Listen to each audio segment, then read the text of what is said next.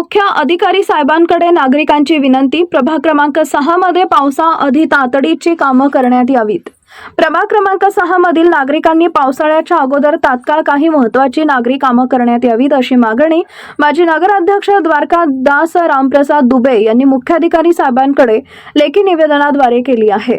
या निवेदनात सांगितलंय की पंचशील व रोशनपुरा भागातील डॉक्टर इंगळे यांच्या हॉस्टेल समोरील जुना रपटे पूर्णपणे खराब झाला असून इथं नव्यानं रपटे टाकण्यात यावे. तसेच हनुमान मंदिराजवळील व वर्मा सोनार यांच्या दुकानासमोरील जुने रपटेही तोडून नवीन रपट्यांची आवश्यकता नाही.